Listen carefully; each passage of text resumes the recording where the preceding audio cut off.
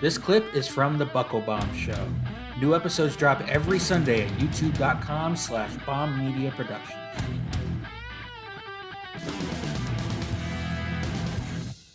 There have been reports, I believe by The Observer, and this comes by way of WrestlingInc.com.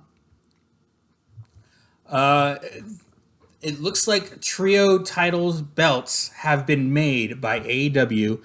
They've already got the belts. It's just a matter of time before they actually introduce them.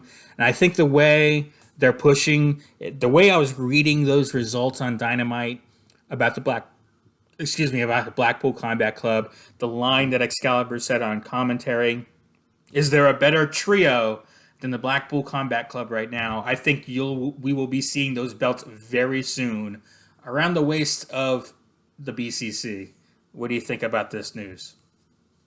And obviously, it was news that we all knew was coming, especially if you followed the trajectory of the Elite that started AEW, their history with the Trios Tag Team Championships.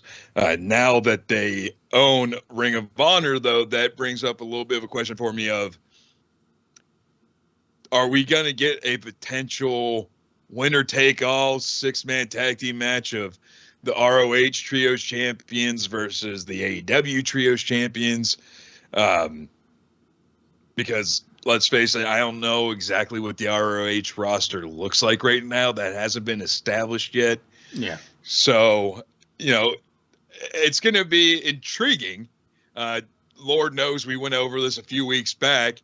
AEW has enough factions to make a Trios Tag Team Championship viable, without, just slapping together a bunch of people and saying, hey, you guys are a team now. Good luck.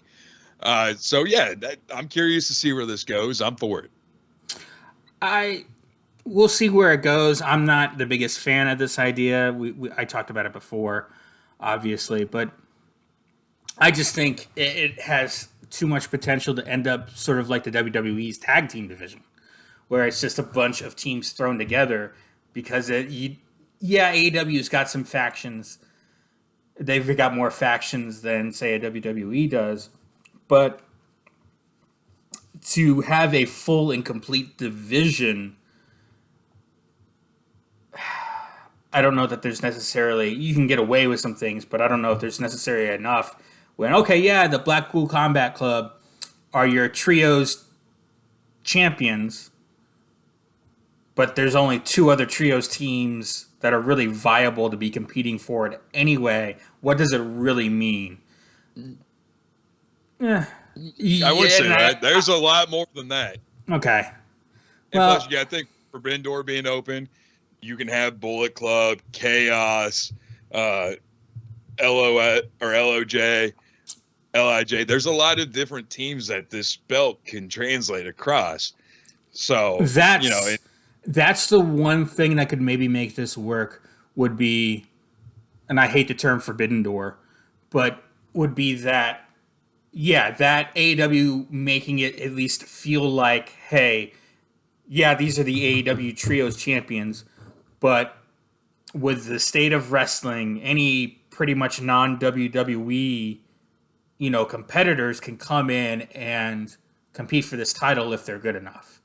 And as long as you get that feeling where it's not just an AEW thing, but you got Ring of Honor now, obviously, and then you've got Impact wrestlers that can come in.